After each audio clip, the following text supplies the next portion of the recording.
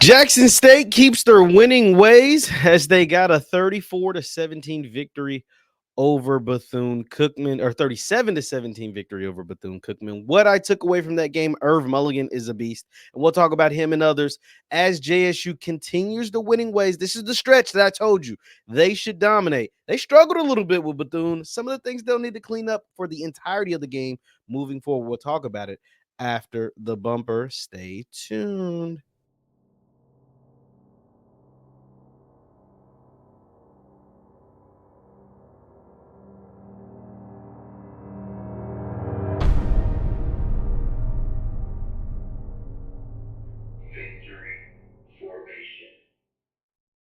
What is going on, everybody? What is going on, everybody? My name is JeffLightsyJr. This is Victor Formation right here on YouTube, Facebook, LinkedIn, wherever you get your social media content. Do me a favor, hit that thumbs up button, like, share, subscribe, and notification bell because I upload all the time. Now, Jackson State 37-17 dub on the road. Homecoming for Bethune-Cookman. They got it done. It didn't matter. It was homecoming. Didn't matter. JSU went in there, struggled at the beginning though. Let's not get it twisted. This wasn't like just a cakewalk. This wasn't an easy go around. Like at halftime, what was it, 17-17? This is a tie ball game at halftime.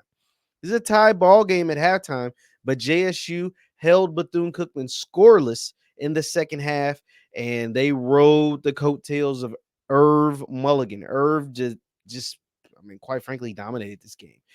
Irv went 18 carries, 171 yards, and 2 touchdowns. He also had a 70-yard touchdown that got called back. Jacobian Morgan, safe and steady, 14 of 18, 138 yards and a touchdown. They actually gave a lot of run to Cam McCoy. He came in, only completed 2 passes, but one of those was for a touchdown. He also ran the ball quite a bit. I think he finished with how many runs? Well, ran it 3 times, 34 yards, a big long run of 16 yards on there. The young man, Luke Sprague, for Bethune, came out dealing. He was hitting guys. It was a lot of some of the same things that have plagued JSU this year when they have struggled has been the play of their secondary. When they aren't able to get home with their pass rush, and their pass rush is able to get home, they can be had in the back half. We've seen this throughout the year. This is not me saying earth-breaking news. We saw Southern put up big yards. FAMU had times where they were able to challenge the JSU secondary. And Luke Sprague for Bethune-Cookman did the exact same thing in the first half. In the second half, Coach T.C. Taylor said after the game, he challenged his coaching staff. He challenged his defense, and they turned it up. They held them to a donut, and the offense from there was all systems go. 20 unanswered points to finish this game with a 37-17 win. These are the stretch of games that JSU needs to go in there, spank folks, take care of business.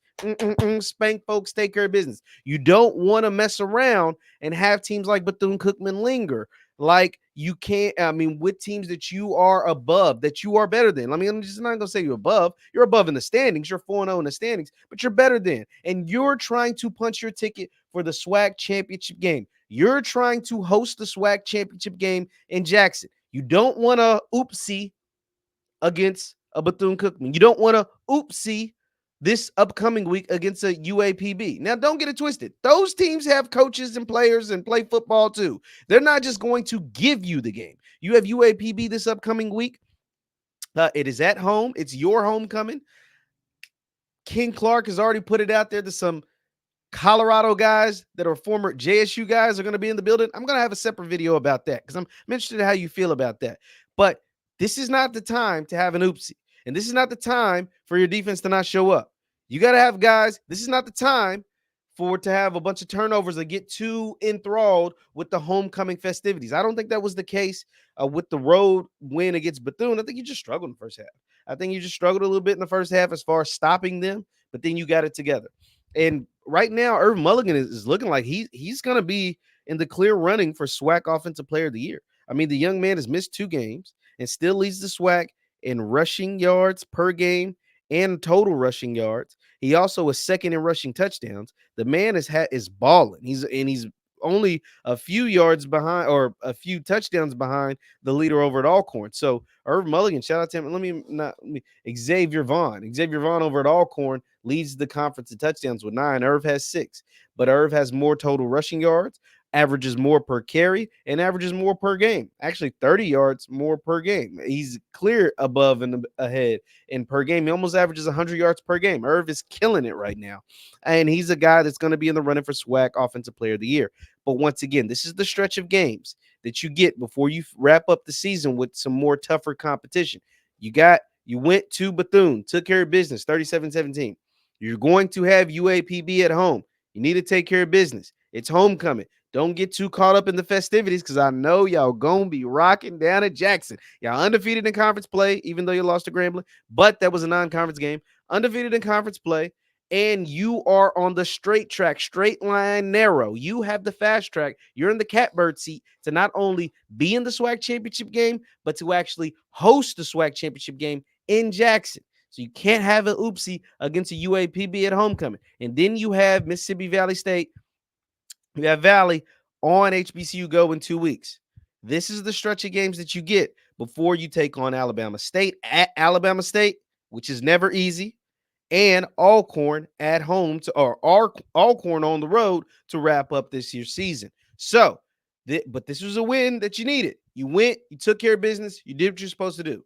Now regroup, have fun. It's homecoming, so you're gonna have some fun, gonna have some festivities, but you cannot overlook UAPB. You cannot. They're coming in with upset on the man, upset on the medulla. It's on the brain. They want to have an upset. They want to ruin your chances of hosting the SWAC championship game. They want to ruin your chances of being in the SWAC championship game. They want to ruin your homecoming. You have to go out there and play clean Jackson State football. And that includes continue to give the ball to Irv Mulligan and continue to I don't want to tell TC how to do his job because he has the highest scoring offense in the SWAC. So I don't want to tell him how to do his job too much. But just for me, just for Jeff, I'd love to see Travis Terrell get the ball a few more times, Coach. Coach TC, can Travis Terrell get double-digit touches? Can Travis Terrell? I love to see that young man run the ball. I love to see him catch the ball. I just love to see the ball in his hands. So I need 10 to 15 touches for Mr. Terrell each and every single game, just for me, Coach. You steering the ship. Y'all averaging the most points in all of HBCU football, not just the SWAC, but all HBCU football. But Travis Terrell, this is just a personal thing. I would love to see him get the ball because that is a stud. But this is a big week for JSU as they go into homecoming. And Jack, I'm going to talk about it. Homecoming coming up throughout the week. Let me know your thoughts on this win over Bethune-Cookman 37-17, where the defense put up a donut in the second half, and Irv Mulligan ran all through the Bethune-Cookman defense. My name is Jeff Lightsy Jr. This is the Victor Formation Sports Show right here on Jeff Lightsy Jr. YouTube, Facebook, wherever you get your content. Do me a favor, hit that thumbs up button, like, share, subscribe, and the notification bell because I upload all the time. Thank you, guys. Also, you can follow me on X and Instagram at JLightsy7. That is on Twitter and Instagram at JLightsy7.